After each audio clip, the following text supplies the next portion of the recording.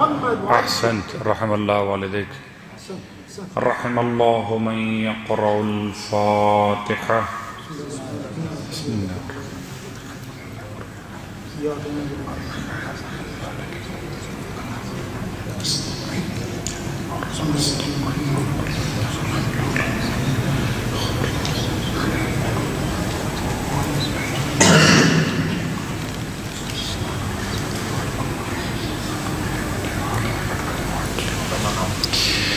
اعوذ باللہ من الشیطان اللعین الرجیم. بسم اللہ الرحمن الرحیم. الحمد للہ رب العالمین. الصلاة والسلام على أشرف الأنبياء والمرسلين سيدنا أبي القاسم محمد وعلى أهل بيته الطيبين الطاهرين واللعنة الدائمة على أعدائهم أجمعين. أما بعد فقد قال الله تبارك وتعالى في كلامه الحميد وفرقانه المجيد قوله الحق وهو أصدق القائلين. بسم الله الرحمن الرحيم.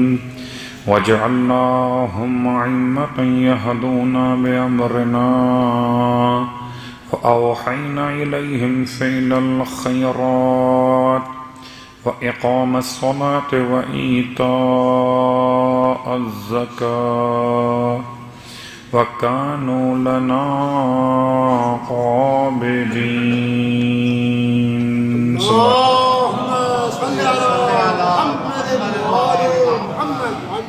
تمام تعریفیں خداوند حسن مجتبیٰ کے لیے اور تمام ہدیہ درود و سلام خانواد حسن مجتبیٰ کے لیے. الحمدللہ الذی جعلنا من المتمسکین بالقرآن العظیم وجعلنا من المتمسکین بولایت علی بن ابی طالب علیہ السلام.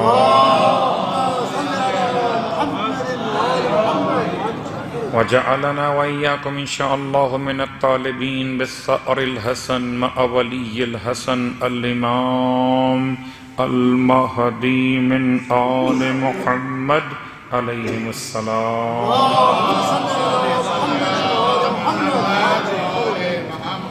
اما بعد بارگاہ امام مجتبیٰ علیہ السلام میں شکر پروردگار کے ساتھ ایک موقع عطا ہوا کہ پھر معصوم کی مدحت بیان کریں، معصوم کے فضائل کے ساتھ معصوم کی تاریخ اور سوانح کو بیان کریں.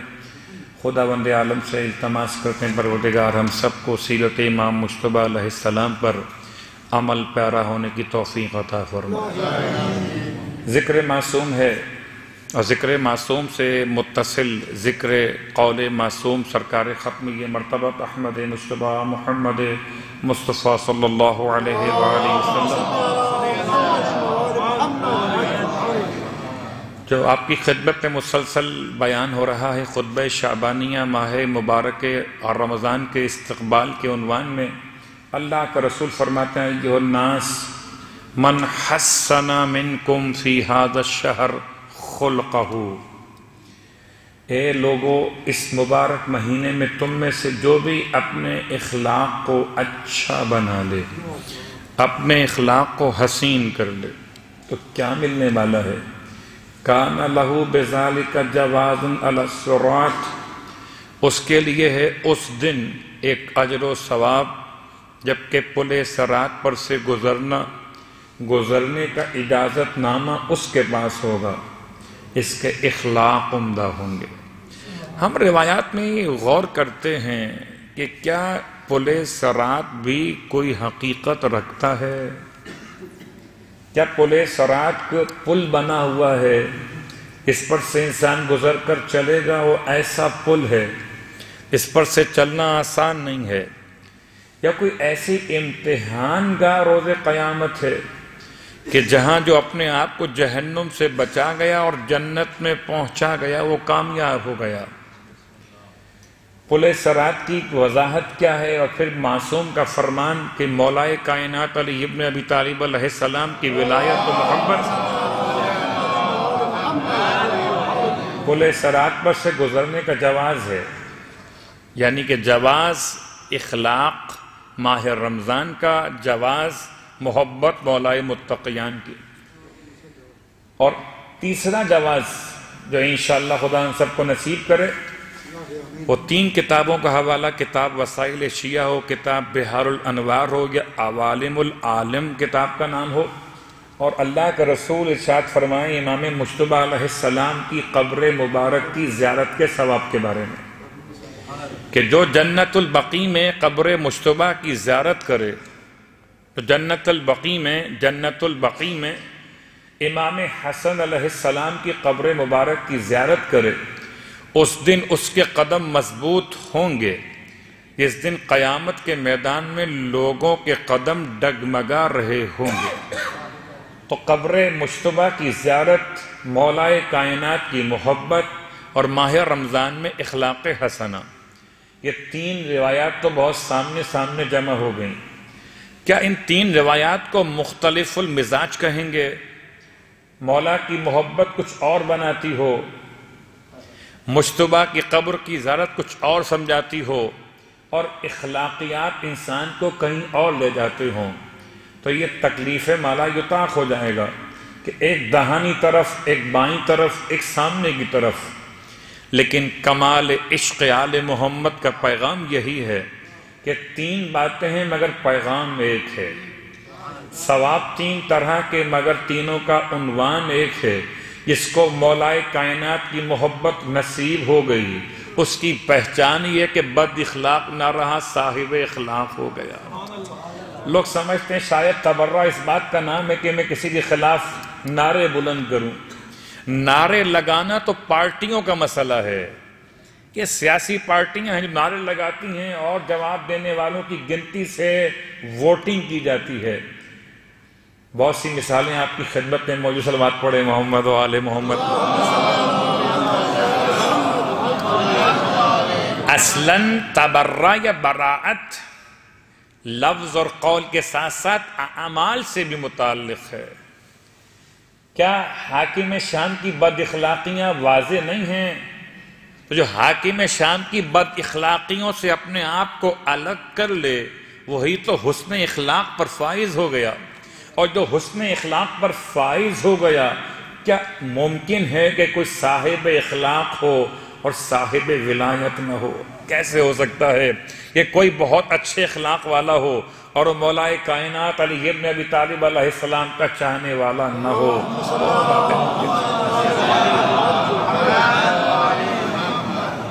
گرچہ اس کی بہت ڈیپ میں جائیں تو بہت طویل موضوع ہو جائے گا۔ اخلاق کا مطلب مسکرانا ہی نہیں ہے، کبھی اخلاقیات رونے کا نام بھی ہے۔ خدا کی بارگاہ میں اپنی آخرت کو یاد کرتے ہوئے رونا بھی اخلاقیات ہے۔ کبھی اخلاقیات انسان کا سنجیدہ ہونا بھی ہے، تعزیت پیش کرنا بھی اخلاقیات ہے۔ کبھی اپنے مومن بھائی کے گھر میں جنازہ ہو جائے تو اس کے گھر جا کر تعزیت پیش کرنا، سینے سے لگانا بھی اخلاقیات میں ہے۔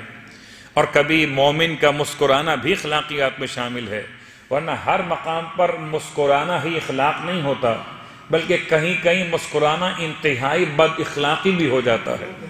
تو اخلاق کو سمجھیں کردار آل محمد سے۔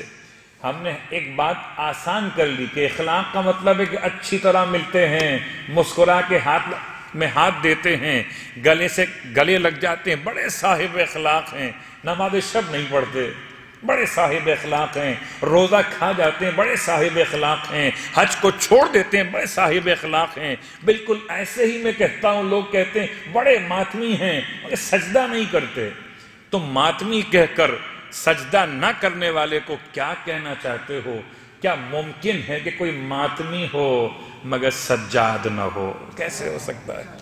یہ دونوں باتیں آپس میں جمع، صلوات پڑھیں محمد و آل محمد۔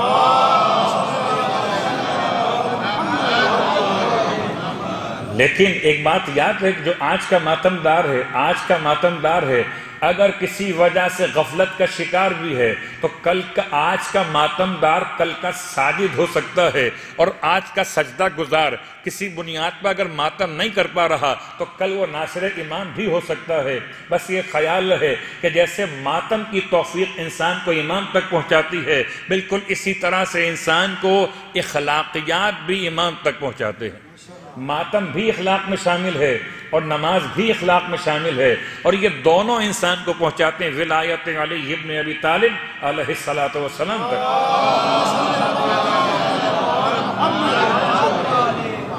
لیکن نہ تو نماز اپنے نفس کے لیے اور نہ ماتم اپنے نفس کے لیے، ماتم بھی حسین کا ہے، نماز بھی حسین کے خدا کی ہے۔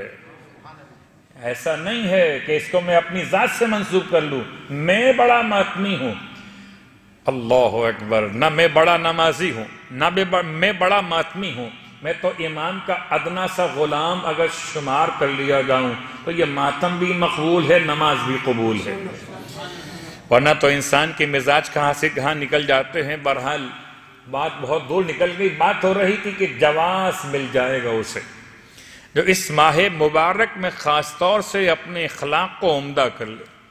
حالانکہ سب سے مشکل اس مہینے میں اخلاق اچھا رکھنا ہے۔ شاید 11 مہینے انسان کھا اور پی رہا ہو، اس کا مطلب اخلاقیات کھانے اور پینے کا نام تھا، کہ 11 مہینے صاحب اخلاق تھے، اس ایک مہینے میں وہ بھی افطار سے آدھا گھنٹہ پہلے اخلاق کا بڑا امتحان ہو جاتا ہے، اور بڑے بڑے صاحب اخلاق پر اخلاق ڈھونڈتے پھرتے ہیں۔ یہ اس معنی میں اخلاق ہے جہاں لہجے کو نرم کر لینا۔ ایک آپ کی خدمت میں عرض کروں جملہ کہ بسا اوقات لوگ بات کو بہت چیخ کر کہتے ہیں، یہ بات یاد دلا دوں، مسجد میں آوازیں بلند کرنا مکروہات میں شامل ہے، دنیاوی آوازیں بلند کرنا مسجد میں مکروہات میں شامل ہے، لیکن مسجد کے علاوہ بات کیجئے، مسجد کے باہر بات کیجئے، اپنے گھر میں، دوستوں میں، آفس میں بات کیجئے۔ انسان کا رویہ، قرآن خود کہتا ہے سب سے بے ہنگم آواز تو گدھے کی آواز ہے۔ سورہ لقمان پڑھ لیجئے گا، سب سے زیادہ ان انکل الاصوات لصوت الحمیر، سب سے زیادہ منکر، سب سے زیادہ بری لگنے والی آواز کس کی آواز ہے؟ تو قرآن کیوں کہتا ہے کہ یہ بات بھی قرآن میں کہی جانے والی تھی؟ یقیناً کچھ تو انسان مریض کے مسائل تھے، کچھ تو انسان مریض کے، مثال دیتا ہوں ڈرتے ہوئے، کبھی کبھی کھانسی کی آواز کو، اس کی آواز کو، اس کی بنیاد مرض کی عنوان سے کہتے ہیں یہ آواز بالکل ڈاگ کی طرح نکل رہی ہے، کھانسی اتنی خراب آواز میں آ رہی ہے کہ فیل ہوتا ہے جیسے ڈاگ کی آواز آ رہی ہو، یعنی کلب کی آواز آ رہی ہو۔ اس کا مطلب ہے اگر مرض جسمانی انسان کی آواز کو آواز حیوان کے مشابہ کر دیتا ہے تو مرض روحانی بھی انسان کی آواز کو کلب کے آواز کے مشابہ کر دیتا ہے۔ یا حمار کون چیختا ہے؟ کبھی کبھی لوگ چیخ کے سمجھتے ہیں کہ میں اپنی بات کو منوا لوں گا، اللہ اکبر، ہم اس کے ماننے والے ہیں، اس کے ماننے والے ہیں۔ وہ اتنا آہستہ بولتے تھے، اتنا آہستہ بولتے تھے، اور جب کوئی نادانی میں اپنی آواز کو ان سے اونچا کر دیا کرتا تھا تو اس لیے اپنی آواز کو اس سے اونچا فرماتے تھے کہ کہیں اس کے اعمال ضبط نہ ہو جائیں، اس بے دہانی کی بنیاد پر کہ اے صاحبان ایمان لا ترفعوا اصواتکم فوق صوت النبی، تم اپنی آوازوں کو پیغمبر کی آواز سے اونچا مت کیا کرو ورنہ تمہارے اعمال برباد ہو جائیں گے، تمہیں خبر بھی نہ ہوگی۔ صلوات پڑھے محمد و آل محمد۔ لیکن ایک بات سوچتا ہوں، اچھا ہوا خدا نے ہمیں زمانے غیبت میں پیدا کیا، بڑا اچھا ہوا زمانے حضور میں نہیں تھے، بڑا اچھا ہوا، بہت پردہ رہ گیا میرے آپ کے معاملات پر، کیونکہ امام غائب کو ماننا آسان ہے، بہت غور کیجئے گا، امام غائب کو ماننا آسان، امام حاضر کو ماننا آسان نہیں ہے۔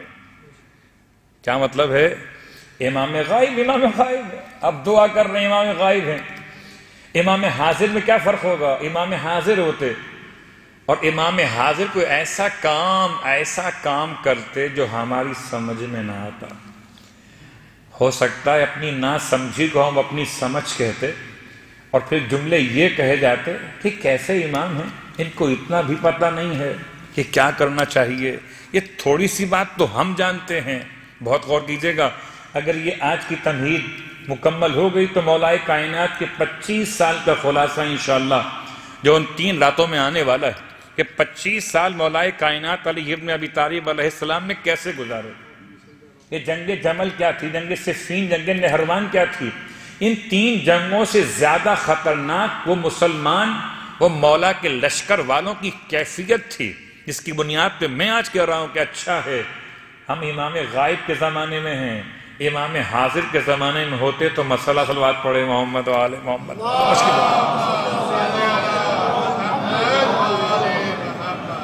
اس لیے کہ آج بہت چھوٹی سی مثال ہے، بلکہ میں جملہ کی خدمت میں عرض کر دوں، کبھی کبھار جذباتی جوان ہوتے ہیں، جذبات کے اعتبار سے بات کرنے والے ہوتے ہیں، جو آج کا جوان یہ چاہتا ہے کہ علماء اس کے پیچھے چلیں، جو وہ چاہیں جوان آج کے علماء وہ کریں، آغا سیستانی الاخر وہ کیوں نہیں کرتے، وہ کیوں نہیں کرتے۔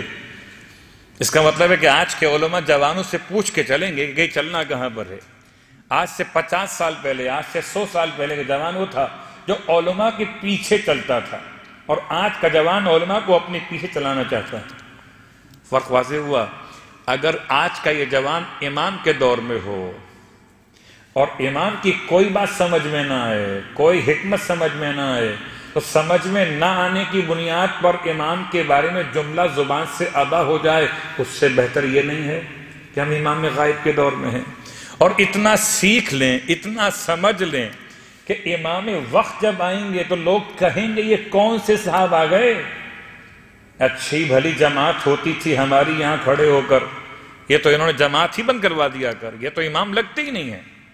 یہ اچھا خاصا ہم باہر بیٹھ کر خیمے میں روزہ کھول لیا کرتے تھے، مثلا یہ کون سے امام آ گئے جو کہتے ہیں پکوڑے حرام ہیں۔ مثال کے طور پر سمجھانے کے لیے عینا محیی معالم الدین واہلہی، دعائے ندبہ کا جملہ کیا غلط ہے، کہاں ہے وہ عینا محیی، زندہ کرنے والا۔ زندہ کس کو کرنے والا ہے، مردہ کون ہوا ہے، معالم الدین واہلہی، دین کی نشانیاں اور اہل دین مردہ ہو گئے ہیں۔ عینا محیی معالم الدین واہلہی۔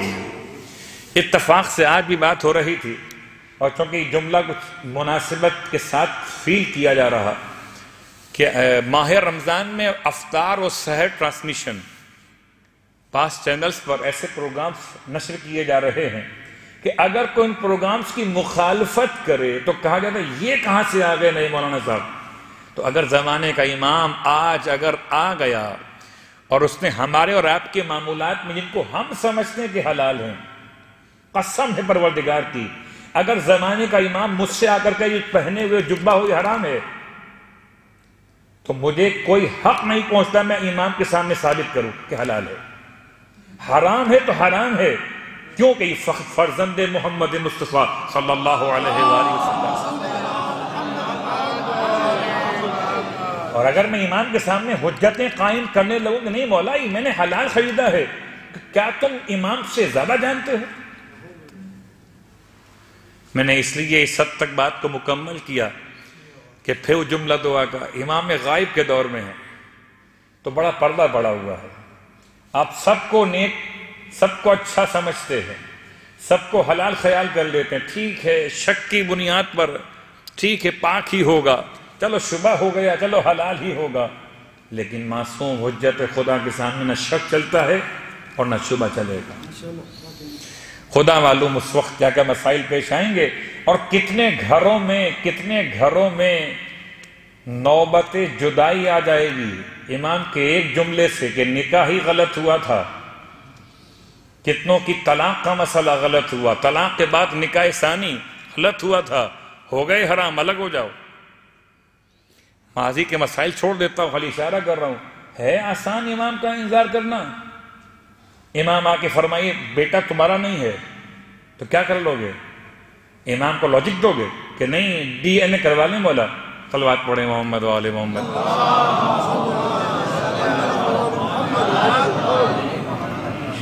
تو باتیں بہت سخت ہیں، امام کی آمد، اور امام کی آمد سے متصل بات بہت آگے چلی گئی۔ بات چل رہی تھی یا ایھا الناس، اے انسانوں، اس مہینے میں جو اپنے اخلاق کو اچھا کر لے، کان لہ بذالک جوازا علی الصراط یوم تزل فیہ الاقدام، روز قیامت جب لوگوں کے قدم پل صراط پر ڈگمگا رہے ہوں گے، اس دن ماہ رمضان میں اپنے اخلاق عمدہ بنانے والا بڑی کامیابی کے ساتھ گزر جائے گا، اس کے پاؤں، اس کے قدم نہ ڈگمگائیں گے۔ اور چونکہ امام مجتبیٰ علیہ السلام کی سیرت سے کچھ باتیں بیان کرنا لازم ہے، سرنامہ کلام میں آیت لے کے آیا تھا، اور آیت میرے تلاوت کے بعد اب تو قرآن میرے ہاتھ میں ہی ہے، سورہ مبارکہ الانبیاء ہے، اور سورہ مبارکہ الانبیاء میں کیا بہترین انداز ہے کہ انبیاء میں ذکر ائمہ ہے، سورہ انبیاء میں ذکر ائمہ ہے۔ آیت کا نشان 73-72 نہیں ہے، بس اوقات لوگ کربلا کے شہیدوں کی فگر یاد کیے بیٹھے ہوتے ہیں، سب کو 72 میں شمار کر لیتے ہیں، نہیں، یہ 73 نمبر کی آیت ہے، سورہ مبارکہ انبیاء، آیت نمبر 73۔ وَجَعَلْنَاهُمْ أَئِمَّةً يَهْدُونَ بِأَمْرِنَا۔ ایک سوال تھا، بلکہ دو سوال ہیں، امام کی سیاسی شخصیت کے اعتبار سے، امام کی حکمت عملی، لفظ سیاسی شاید اتنا آلودہ ہو چکا کہ اسے معصوم سے منسوب کرتے ہوئے ذرا سوچنا پڑتا ہے۔ لفظ حکمت معصوم کہہ لیجئے، لفظ تدبیر پروردگار کہہ لیجئے، پروردگار کے انداز ولایت کہہ لیجئے، کہ مالک دو جہاں نے جو امام مجتبیٰ علیہ السلام کا دور دکھایا ہے، وہ دور کیسا ہے؟ اولاً یاد دلا دوں آپ کی خدمت میں کہ کل دورانیہ 47 برس ہے، امام مجتبیٰ کی کل مدت حیات ظاہر 47 برس، اور 47 برس کس بنیاد پر کہ 3 ہجرت آپ کی آمد کا سن ہے، اور 50 ہجرت آپ کی شہادت کا سن ہے۔ 47 برس، ہو سکتا ہے اختلاف قول ہو، کہیں 48 کے قریب پہنچ جائیں، لیکن ایک یاد کرنے کے لیے اصلاً موضوع میں 47 ہے نا 48، اصلاً موضوع ان سالوں میں امام کی کیا ذمہ داریاں تھیں، اور امام کے معاملات اور مصائب کیا تھے۔ فضائل تو آپ نے سن لیے، آج مصائب سنیں امام کے، امام کی مصیبت، امام کی مصیبت، پہلی مصیبت کیا کہ امام کے کردار پر، امام علیہ السلام کی شخصیت پر پہلی ضرب جو لگائی ہے بنو امیہ نے، وہ تھی کثرت ازدواج کی شرط۔ کثرت ازدواج یہ پہلی ضرب ہے، اور دوسری ضرب کہ ایسی حالت تو کسی معصوم کی کسی دور میں نہ ہوئی کہ جیسی اس معصوم کی گئی۔ ہم خالی فضائل پڑھ کے چلے جاتے ہیں، میں کل بھی آپ کی خدمت میں اشارہ کیا تھا کہ اگر روز قیامت سوال کر لیا، ایک دکھیاری ماں نے جواب کیا دیں گے اسے، اور باقاعدہ خوطبہ نے ایک واقعہ لکھا، یعنی خوطبہ اس کو بیان کرتے لکھا بھی گیا، بہت مشہور ہیں، خطیب عرب کے بہت پہلے گزرے، شیخ عبدالزہرہ الکعبی، بڑا مشہور نام ہے، اور کتنا خوبصورت نام ہے، عبدالزہرہ، زہرہ کا غلام۔ ہمارے یہاں بہت کم نام رکھے جاتے ہیں، اس لیے میں نے اشارہ بھی کر دیا کہ اگر کبھی نام کا مسئلہ ہو تو یہ نام بہت عمدہ ہے، البتہ ذرا خیال کیجئے گا یہ نام رکھ کر آپ کو مت جائیے گا حج کرنے۔ صلوات پڑھیں محمد و آل محمد، ورنہ وہ پوچھے گا امیگریشن والا، بتاؤ یہ عبداللہ سے عبدالزہرہ کہاں سے آ گیا؟ تو شیخ عبدالزہرہ الکعبی کہتے ہیں میں نے حالت خواب میں شہزادی کونین کو دیکھا، شہزادی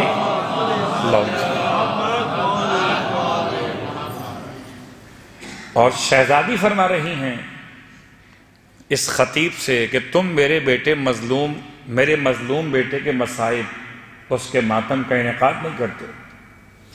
حالت خواب میں عبدالزہرہ کعبی کہتے ہیں کہ میں نے عرض کی کہ شہزادی ہم تو ہر مجلس میں، ہر امام بارگاہ میں، ہر حسینیہ میں آپ کے بیٹے کا ماتم برپا کرتے ہیں، آپ کے مظلوم پر روتے ہیں، آپ کے مظلوم بیٹے حسین کا خوب ماتم کرتے ہیں. آپ نے جواب میں ارشاد فرمایا مگر میرا مظلوم بیٹا حسن. پھر جملے استعمال کیے اور میں ان جملوں کو روک کر، وہ خواب صادقہ کے جملے ہیں، وہ تو اپنے مقام پر، میں آپ کی خدمت میں دہراتا ہوں اس جملے کو کہ کربلا روزہ سرکار سید الشہداء، ہماری جانیں قربان ہو جائیں، خدا بار بار نصیب کرے. لیکن وہاں پہنچ کر زائروں کا اتنا ہجوم ہے کہ آپ کو انتظار کرنا پڑتا ہے کہ کب زری خالی ملے گی. اور ٹوٹی ہوئی قبر مشتبہ اتنا سناٹا ہے کہ دیواریں منتظر ہیں کب زائر یہاں پر آئے گا. اس کے بعد بھی اگر انصاف نہ کر سکیں، ہو سکے تو آپ کچھ ایسا انتظام کیجئے کہ شہزادی کا کوئی شکوہ روز قیامت ان کے لبوں پر نہ آ سکے. کہ مولا مجتبی علیہ السلام کی تاریخ یاد رکھیے، ان کے فضائل، ان کے مناقب، ان کے حالات پر توجہ رکھیے، ان کی دعاؤں کی تلاوت کیجئے، ان کا انداز عبادت و زہد بیان کیجئے، جتنا بیان کر سکتے ہوں. یعنی ایک آقا حسین کے لیے 2 مہینے 8 دن اور آقا حسن کے لیے ایک رات بس. فضائل کی بھی ایک رات اور مسائل کی بھی ایک رات. حالانکہ جنت کے جوانوں کے دونوں سردار ہیں اور بڑے سردار امام مجتبی علیہ السلام ہیں.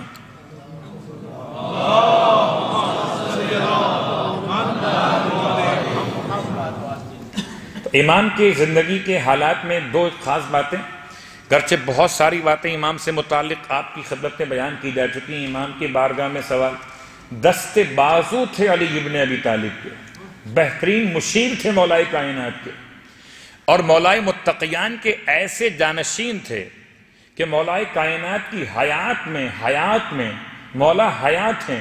اور امام کا زمانہ حکومت بھی ہے. خطبہ جمعہ دیا امام مجتبی علیہ السلام نے، خطبہ جمعہ کوفہ. آپ کا خطبہ جمعہ یعنی امام وقت کی موجودگی میں امام مجتبی کا نماز جمعہ کے لیے خطبہ دینا اور نماز کی اقامت کروانا. اور پھر خود فرماتے مولائے متقیان بیٹا حسن، ذرا ہم چاہتے ہیں کہ آپ آج خطبہ دیجئے، وہ الگ واقعہ ہے. تو فرماتے ہیں بابا مجھ میں اتنی مجال نہیں کہ میں آپ کے ہوتے ہوئے میں اپنی زبان یا لب کشائی کی ہمت کر سکوں، کچھ زبان سے کہوں. فرمایا ٹھیک ہے، ہم یہاں سے اٹھ کر حجرے میں چلے جاتے. امام اٹھ کے حجرے میں چلے گئے اور پھر منبر پر حسن مجتبی علیہ السلام کے جملے فرماتے ہیں پروردگار نے علی ابن ابی طالب کو ایسا دروازہ قرار دیا ہے کہ جو اس دروازے میں داخل ہو گیا وہ جنتی ہے، اور جو اس دروازے سے نکل گیا الگ ہو گیا وہی تو جہنمی ہے. خطبہ امام مجتبی علیہ السلام ہے. یہ ان کے الفاظ جن کو لوگ کہتے تھے کہ یہ کیا بولیں گے. اللہ اکبر. کتنے خطبات ہیں آپ کے، کتنے احتجاجات ہیں، کتنی حجتیں قائم فرمائی ہیں آپ نے. کوفے میں جنگ جمل، صفین اور نہروان کے لیے مولائے متقیان کے لشکر کو کس نے آمادہ کیا تھا؟ کون تھا جس نے عاشور سے پہلے عاشور کے لیے زمین ہموار کی؟ قسم بخدا اگر مجتبی کی ذات نہ ہوتی کبھی کربلا واقع نہ ہوتی. یہ کربلا یہ 3 دن کا واقعہ نہیں ہے. یہ لشکر یزید کی نابودی، یہ شام میں حاکم شام کی وہ کیفیت کہ لوگ اس کو رسول خدا کہنے پہ تیار تھے. حاکم شام کہ ایسے دیوان خوشامدی لوگ جو اسے آل رسول کہتے تھے. آل رسول کہیں، رسول خدا کہنے کو تیار ہو جائیں، اور وہ حاکم شام کی حکومت اتنا جلدی ختم ہو جائے کہ اس کا بیٹا یزید ملعون، یزید کے بعد اس کا بیٹا بس ختم ہو گیا. معاویہ نے تو ہاتھ چھوڑ دیے تھے کہ یہ جو تخت ہے یہ آل محمد کا حق ہے، مجھ سے پہلے میرے باپ نے اور اس کے باپ نے، تو میں اس میں کہاں آ سکتا ہوں. اتنا جلدی فرق پڑ گیا. کیوں؟ یہ پورا سلسلہ ہے امام مجتبی علیہ السلام کی محنتیں ہیں۔ آئیے دو ان سوالوں کے جواب تلاش کریں کہ 47 برس میں ایک انسان کل کتنی شادیاں کر سکتا؟ صلوات پڑھیں محمد و آل محمد۔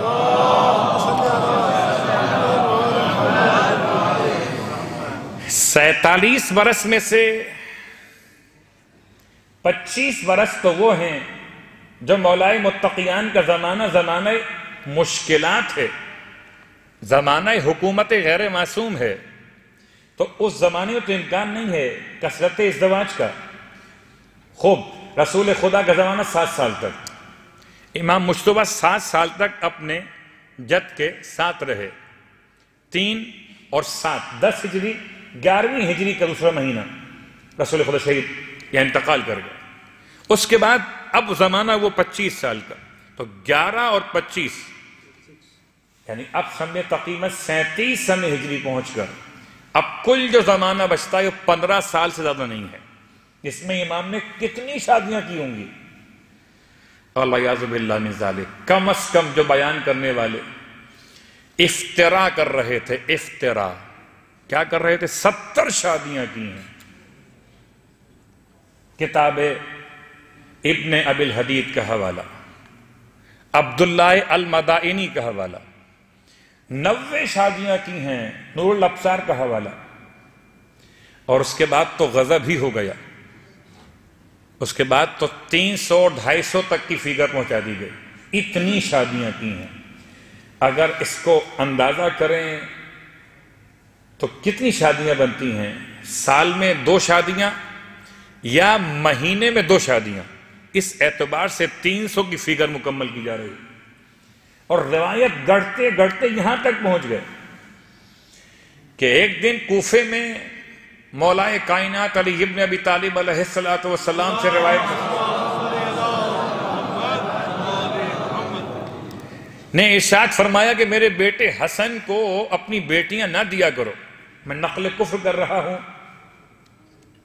مجھ پہ الزام کفر نہیں ہوگا، بیٹیاں نہ دیا کرو کہ یہ بہت طلاق دینے والے، مطلاق یا طلاق عربی کے لفظ کے اعتبار سے بہت طلاق دینے والے۔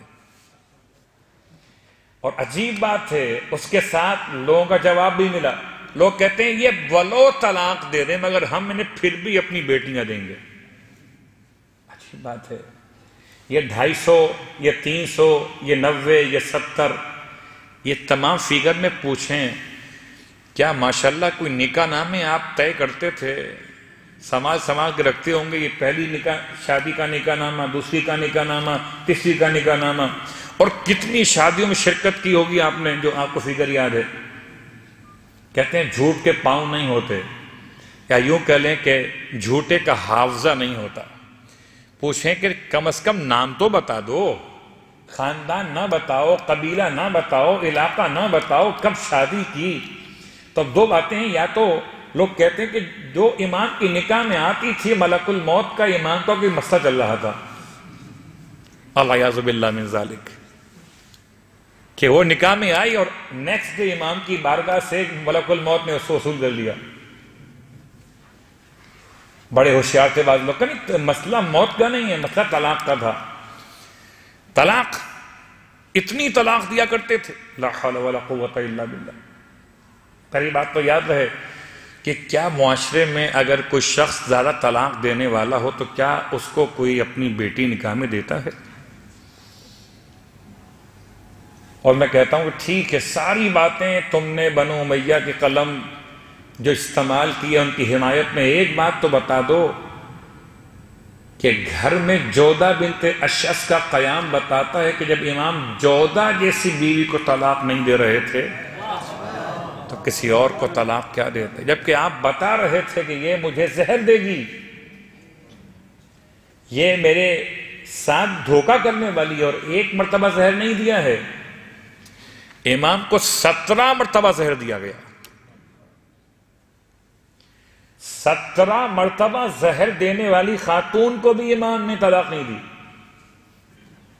جب زہر دے گی تو لوگوں نے کہا مولا اس سے فارغ کر دیں، پھر آپ فرمائے طلاق دینے کے لیے بھی تو کوئی عذر ہوتا ہے۔ اور جب کوئی کام جرم انجام نہ دیا گیا ہو تو جرم کی سزا جرم سے پہلے کیسے دی جا سکتی ہے؟ حیرت کی بات ہے، سرکار ختمی مرتبت کے صاحب علم غیب نہیں تھے؟ کیا اللہ کے رسول کو نہیں معلوم تھا کہ آپ کا بیٹا حسن کیسا ہے؟ کیوں فرمایا تھا وَأَمَّا الْحَسَنُ فَإِنَّهُ ابْنِي وَوَلَدِي، یہ میرا بیٹا بھی ہے، میری اولاد بھی ہے۔ کون ہے؟ وَالْحُجَّةُ عَلَى الْأُمَّةِ، امت پر حجت ہے۔ وَقُرَّةُ عَيْنِ، میری آنکھوں کی ٹھنڈک ہے، میری آنکھوں کی ٹھنڈک ہے، میرے دل کا قرار ہے، میرے فواد کا ثمر ہے۔ کون؟ حسن۔ کیونکہ امرہ امری وقولہ قولی، اس کا امر میرا امر ہے، اس کا قول میرا قول ہے، اس کا امر میرا امر ہے، تو جو امر مجتبی ہے وہ امر پیغمبر ختمی کی مرتبت ہے۔ پھر آپ نے شیعہ سنی مورخین نے لکھا کہ اللہ کے رسول نے سب سے پہلے جس کو سید کہہ کر یاد کیا ہے۔ اگر آپ کے سامنے سوال رکھا ہے دنیا کا پہلا سید کون ہے، تو پہلا سید خود ختمی مرتبت نہیں ہے، پہلے سید مولائے کائنات نہیں ہے۔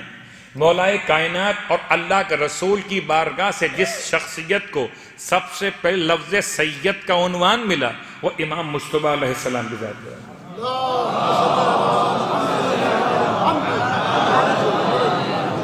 ٹھیک ہے، آپ کہیں کہ اولاد ہاشم ہے، اولاد عبد المطلب ہے، اولاد علوی اپنے مقام پر، لیکن جس کو اللہ کا رسول فرمائے ھذا ابن سید، تو سید کا مطلب خالی نسبت نہیں ہے، سردار ہے، میرا یہ بیٹا سردار ہے۔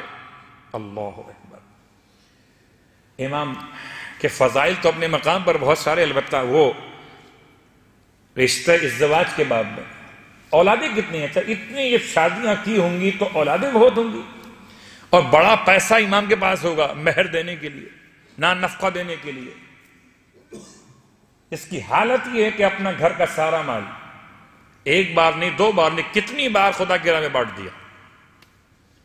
اور خود راوی کہتا ہے کہ کوئی سائل در مجتبی سے خالی ہاتھ جاتا ہی نہ تھا، کوئی سائل۔ اور کیا سائل کو عطا کیا کرتے تھے۔ ایک جملہ آپ کی خدمت میں یہ عرض کر دوں کہ سائل کو عطا کرتے ہوئے کسی نے کہا تھا مولا سے مولا آپ ہر ایک کو دے دیتے ہیں۔ فرمایا میں بھی تو خدا کی بارگاہ میں بار بار جاتا ہوں، جب مجھ کو بار بار دیتا ہے تو میں بھی سب کو بار بار دے دیا کرتا ہوں۔ امام علیہ السلام، بہت آسان ہے اس کو دینا کہ جو آپ کی تعریف کر رہا ہو، بہت آسان ہے اس کو دینا جو آپ کے ہاتھ چوم رہا ہو، اور کتنا مشکل ہے اس کو دینا جو آپ کو اور آپ کے بابا کو سب کر رہا ہو۔ اس کو بھی اتنا عطا کیا۔ اللہ اکبر۔ میں کہتا ہوں حلم اور کرم ایسے مل گئے کہ عام طور پر جہاں کرم ہوتا ہے وہاں حلم نہیں ہوتا، اور جہاں حلم ہوتا ہے وہاں کرم نہیں ہوتا۔ آل محمد کی ازواج وہ ازواج ہیں جہاں مختلف ضدیں آپس میں جمع ہو جاتی ہیں، حلم بھی ہے اور کرم بھی ہے، برداشت بھی ہے اور عطا بھی ہے۔ ایسی برداشت ہے کہ عام طور پر ایسی برداشت ہوتی نہیں ہے۔ کتنی اولادیں ہیں؟ کل 16 اولادیں ہیں۔ کتنی اولادیں؟ صلوات پڑھ لیں محمد علیہ محمد۔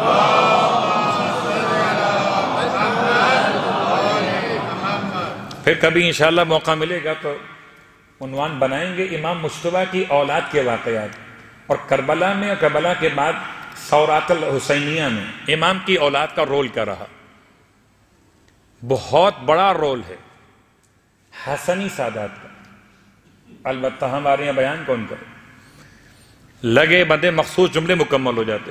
16 اولادیں، اگر شادیاں زیادہ ہیں تو اولاد 150 ہو، 200 ہو، 250 ہو، 300 ہو، کم از کم ایک خاتون سے اگر ایک اولاد بھی ہوئی تو 70 تو ہونی چاہیے تھی نا پھر۔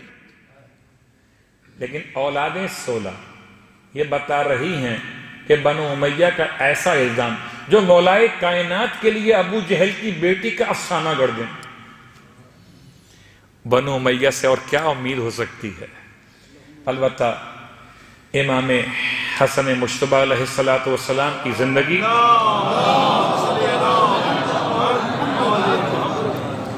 اور دوسرا بڑا واقعہ جو آپ کی زندگی میں پیش آیا، اس نے ہلا کے رکھ دیا ہے، کون سا واقعہ ہے؟ بہت آسان ہے صلح امام مجتبیٰ کو بیان کرنا، لیکن بڑا مشکل ہے صلح کے حالات کو بیان کرنا۔ کن حالات میں صلح کی گئی؟ معصومین میں کوئی معصوم ایسا نہیں جس کو کافر کہا گیا ہو، اللہ یعوذ باللہ من ذالک۔ کوئی ائمہ میں ایسا امام نہیں جس کو مشرک کہا گیا ہو، کوئی ایسا حجت پروردگار نہیں جس کو مذل المؤمنین کہہ کے سلام کیا گیا۔ یہ تینوں مصائب امام مجتبیٰ کے لیے ہے۔ اور کیا کیفیت ہے؟ میں جو بات کر رہا تھا کہ شاید اس دور کے جاہل افراد کی بات کی جائے جو امام کے لشکر میں شامل 40,000 کا لشکر، کم از کم 20,000 اور بہت سے بہت 1,00,000 کا لشکر، اس کے درمیان فیگرز آتی ہیں امام کے لشکر، یعنی 40,000 کا لشکر، اور اس کے بعد بھی صلح کرنا پڑی کہ لشکر کی ایسی افراتفری تھی۔ عبید اللہ ابن عباس کی بات کیا کریں، عبداللہ ابن عباس کی بات کیا کریں، دیگر افراد کی بات کیا کریں، ایسی افراتفری تھی کہ امام کے آپس میں، لشکر میں آپس میں ایسی لوٹ مچی کہ امام کا اپنا خیمہ آپ کے ساتھیوں نے لوٹ لیا تھا، اور صرف لوٹا ہی نہیں بلکہ امام کے مخصوص اس مقام فخذ پر، ران پر زہر آلود خنجر مارا گیا۔ افسوس تو اس سے بڑھ کر یہ ہے کہ لشکر ہزار ہائے انسان میں صرف 2 افراد اٹھانے والے تھے، کوئی نہ تھا۔ اب مجھے بتائیں کہ غریب حسین تھے یا غریب حسن ہیں؟ وہ کربلا میں میرا امام جب پکار رہا تھا تو شہیدوں کے لاشیں تڑپتے تھے کہ مولا اگر موت میں مجبور نہ کیا ہوتا تو آپ کی آواز پہ چلے آتے۔ وہ شب عاشور بہن کو ذرا سا اطمینان نہیں ہو رہا تھا تو 70 اصحاب ہوں کہ 72 لوگ ہوں، اپنی تلواریں اپنے میان سے نکال کے اپنی گردنوں پر رکھ کے لے کر آ گئے تھے، ہم خود اپنے ہاتھ سے کاٹ لیتے۔ 70 افراد تھے تو صحیح نا، صرف 2 افراد نے بستر سے، مسلح سے، مسند سے امام کو اٹھایا۔ ہزار افراد کا لشکر، کیا کیفیت ہے! اور پھر مدائن میں آپ کا علاج ہونا اور آپ کو ایسے ایسے الفاظ سے نوازا جانا کہ سمجھ میں نہیں آتا کہ اتنا مشکل رویہ، یہ سمجھیں کہ جو منافقت مولائے کائنات کے دور میں پنپ رہی تھی، وہ منافقت امام حسن کے دور میں جوان تھی، جن کو مولائے کائنات کے دور میں موقع نہیں مل سکا منافقوں کو، وہ امام مجتبیٰ کے دور میں بھرپور انتقام دے رہے تھے۔ ساتھ نماز پڑھتے تھے مولا کے ساتھ وہ نماز پڑھتے تھے وہی لوگ۔ خیر، اب میں قیس بن عبادہ کی بات کو چھوڑتا ہوں ورنہ بات بہت طولانی ہو جائے گی۔ صلوات پڑھیں محمد و آل محمد۔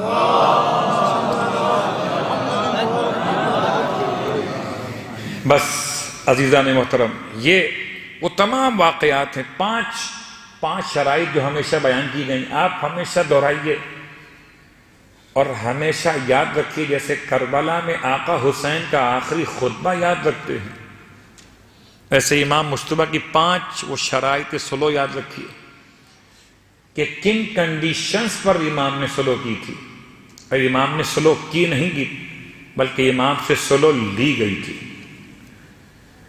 حکیم شام نے صلح کے لیے پیپر بھجوائے تھے کہ جو شرط آپ لکھ کر دیں گے ہمیں قبول ہوگی۔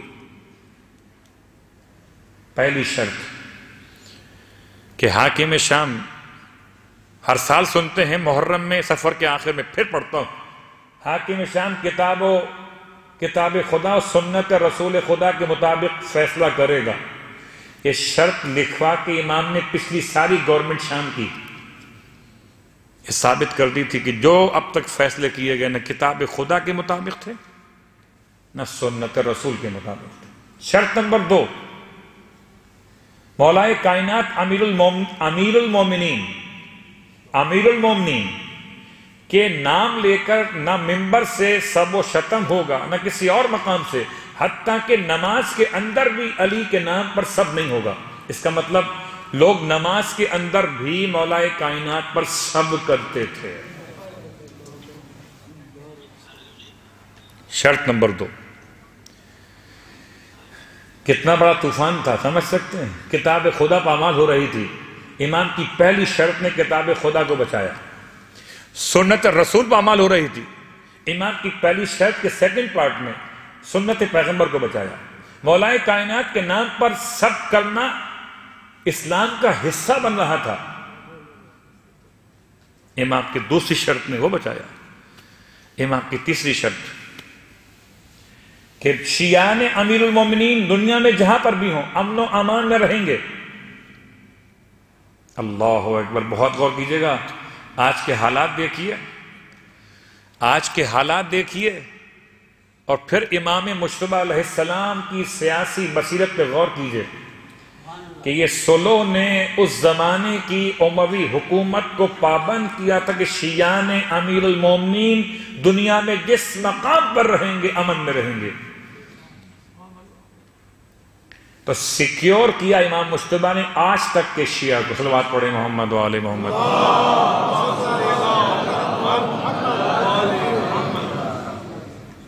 پھر آپ کی شرط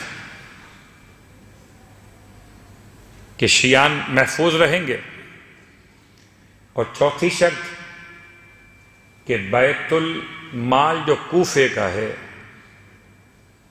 وہ مولا مجتبیٰ کے دسترس میں رہے گا۔ اب اس شرط کے پیچھے پیغامات کیا ہے، تفصیل ہے پوری۔ پانچویں شرط کہ حاکم شام، نام لکھا اس کا، حاکم شام کو یہ حق نہیں ہوگا کہ اپنے بعد کسی اور کو خلافت کے لیے نامزد کرے۔ حاکم شام کے بعد یہ خلافت امام مجتبیٰ کے لیے ہوگی، اور اگر مجتبیٰ نہ رہے تو خلافت آقا حسین کے لیے ہوگی۔ تو سلو کی ایک شرط نے خلافت کا حق امام حسین علیہ السلام کے لیے لکھوا دیا تھا۔ کتنا مشکل کام تھا یہ۔ اور اس کے بعد صرف چند جملے آپ کی خدمت میں، کہ اگرچہ آج میلاد کا ماحول بھی ہے لیکن میں کیا کروں، میلاد کے ماحول کے ساتھ ساتھ سوچ کر تو آیا تھا کہ آج جنادہ ابن ابی امیہ کی جو وصیت امام نے جو بیان کی اس کو بیان کروں۔ خالی ایک جملہ آپ کی خدمت میں، یہ کب آئے امام کے پاس جنادہ بن ابی امیہ؟ یہ اس وقت آئے جب کہ امام کا کلیجہ کٹ رہا تھا۔ اس کو 17 مرتبہ زہر دیا گیا، تو وہ جو 17 مرتبہ میں 16 مرتبہ اس سے پہلے دیا گیا تھا، تو وہ بھی تو بدن پہ لگا ہوگا نا۔ 17ویں بار جب امام کو زہر دیا گیا اور کلیجہ اتنا شدید متاثر ہوا کہ اندر سے کٹنے کی کیفیت تھی، اس وقت جنادہ ابن ابی امیہ امام کا چاہنے والا امام سے کہتا یا مولا یا رسول اللہ اذنی، مجھے نصیحت کیجیے۔ فرمایا یا جنادہ استعد لسفرک، اپنے آخرت کی سفر کی تیاری کرو۔ پھر فرمایا اے جنادہ وعلم، یہ بات جان لو کہ تم آخر دنیا کو طلب کرتے ہو، انکا تطلب الدنیا والموت یطلبک، تم دنیا کو طلب کرتے ہو اور موت تم کو طلب کرتی ہے۔ پھر امام فرماتے ہیں، میں اس میں چند جملے آپ کی خدمت میں بیان کر رہا ہوں، خالی مکمل وصیت تو بہت بڑی ہے۔ فرماتے ہیں جنادہ جان لو اس بات کو کہ دنیا کے لیے ایسے کام کرو جیسے تمہیں ہمیشہ رہنا ہے،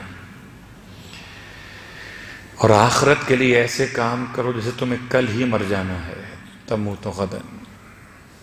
پھر فرماتے ہیں جنابہ اگر تم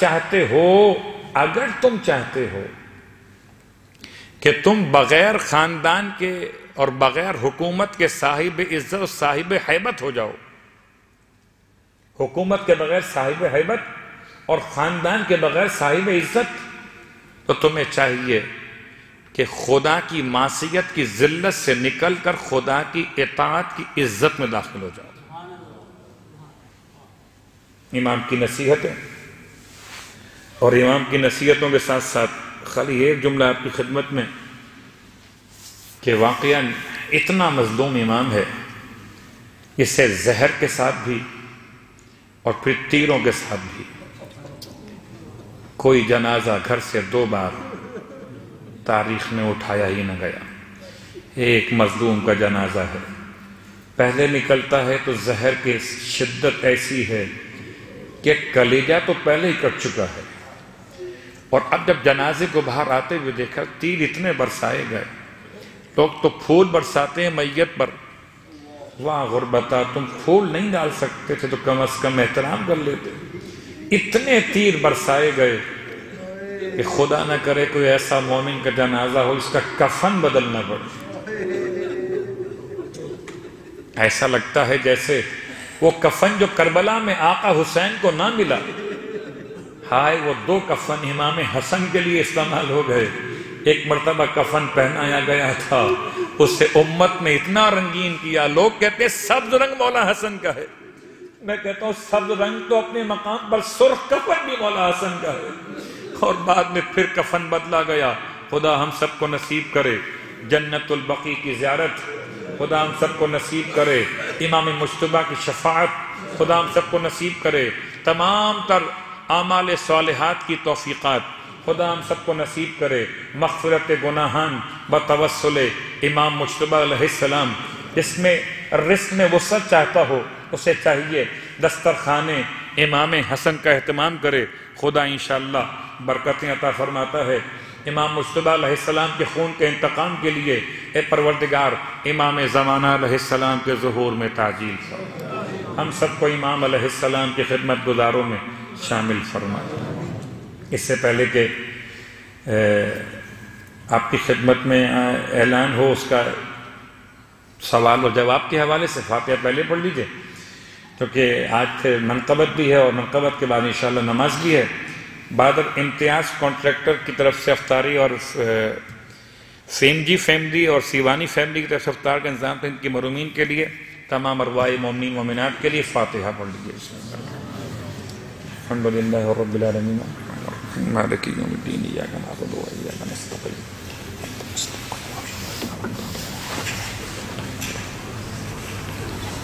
محمد صلی اللہ علیہ وسلم